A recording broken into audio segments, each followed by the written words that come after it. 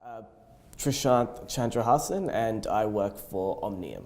And most people call you Trish? Most people call me Trish because they can't pronounce a full name, and I'm completely okay with that. Fair enough, Trish. So tell us about work at Omnium.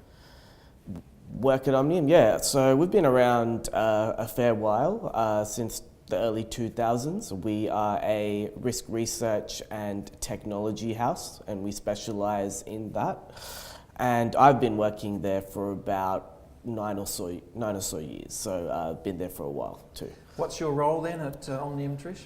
Wear a few hats, but I think it all sort of consolidates into a product manager role. So I do a bit of sales, manage the product, get out, do the marketing, do the PR. I can keep going, change a filter coffee, but mainly in our main product is what I manage. Right, so you're a bit of an all-rounder at Omnium then, Trish? I could say that, yeah. Okay, excellent. So when you're marketing your risk research services, who are you marketing to? Is it the individual advisor, the licensee, the dealer group, life company?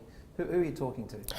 Oh, it's a little bit complex, reflecting the complex nature of the industry. So we've got a lot of IFAs that we market and sell our product to, but we also partner with software platforms that provide holistic advice through their solutions, who use us as the risk component of their platforms. So they do some of the selling for us as well. So it's a combination of the two.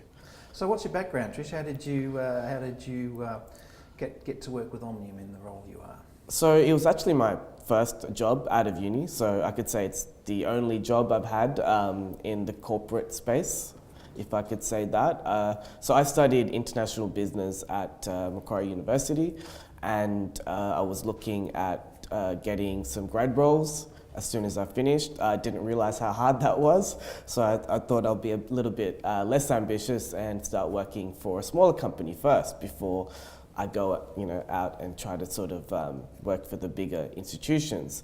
I loved it so much, I stuck around. So you effectively kind of lowered your sights, but it's worked out beautifully for you. Yeah, so it's definitely worked out well. Omnium's a great company to work for. We're doing a lot of exciting things. I've got a lot of autonomy there, so and I'm learning a lot. So I've definitely come out better for that choice. Right, so you work at Omnium 5 days a week. You're in the office 5 days a week, are you? 5 days a week, and sometimes travelling around Australia to meet other clients, mostly potential clients, existing clients too. I'm going to say that. So 5 days in the office. Oh, okay, so where's the office located? It's out at Norwest in Castle Hill in Sydney. How do you get there? Train, car, bus? From work, I just drive. It's an easy 20-minute drive. Okay, so the commuting's not too big a part of your life. No, it's easy. Yeah, okay, you're going against the traffic, so it's really easy. Okay, what sort of car do you drive, Trish? I drive a Toyota RAV4. Right, so okay. Not the most exciting answer, but sounds impressive. But it does the job.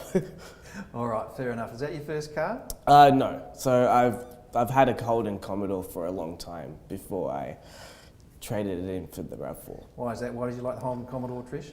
Well, I loved it. It was, it was getting me from A to B, but my dad wanted to give it away to someone that needed a car, and I couldn't say no to that. How old were you when you got it?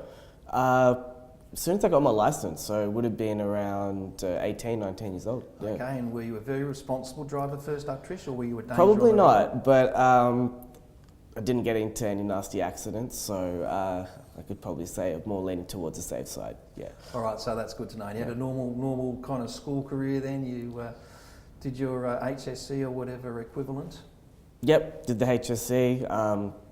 Got okay marks. Got into uni. That's all that I was looking for. Got into a uni that was down the road, so I was really happy with that. Yeah. All right, very good. So back to Omnium, and a lot of the focus of our publication is the life insurance sector, of course. From your perspective as a provider of services to risk-focused advisors and risk-focused businesses, what are the main issues you're seeing for advisors in their business as business people today?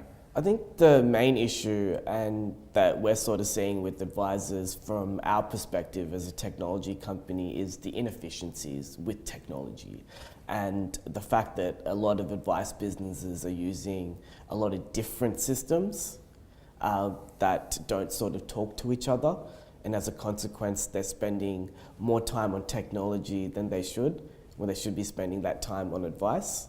So I think that is one of the biggest issues, and safe to say has been an issue. And us, along with the other technology companies, are getting a lot better at, one, opening up, and two, just better at creating efficient processes.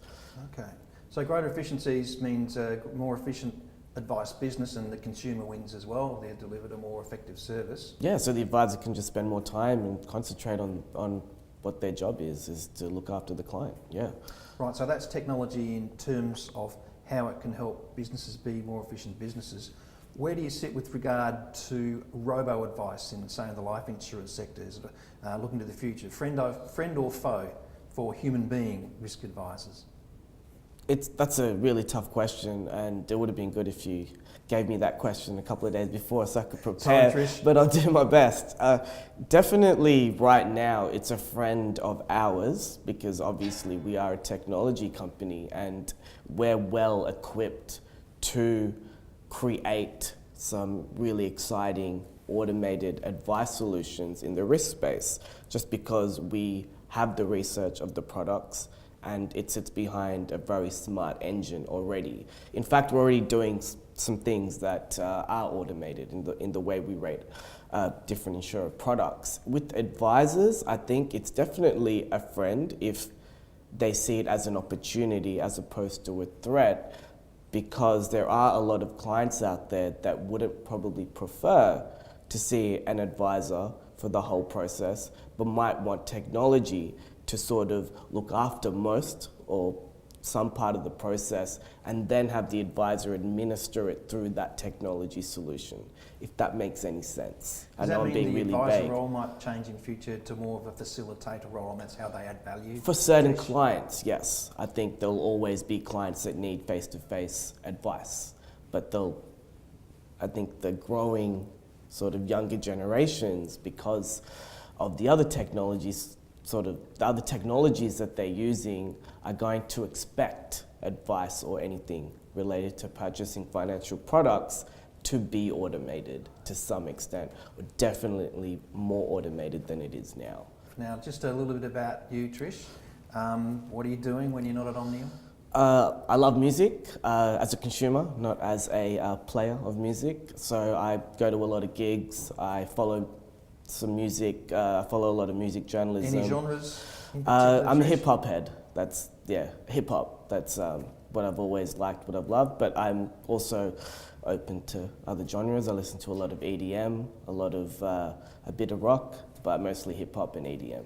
Yes, and I'm sure a lot of our mature age advisors will also embrace Yeah, it's hip-hop. the first thing I talk about. It's the ideal icebreaker. Okay, who is the enough. best hip hop artist of the 90s? Tell me right now. Yeah, I'm sure you must have some great conversations. Yeah, I might have to go back to the 70s, but no. Fair enough.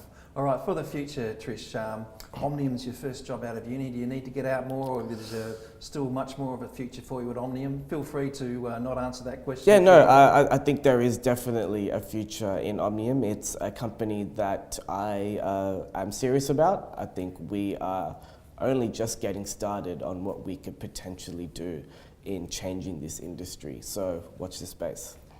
Trish Chandrahasan? You tried? We'll edit that out. Trish? Let's do it again. Trish, thanks for your time. Thanks, Peter. It's been great.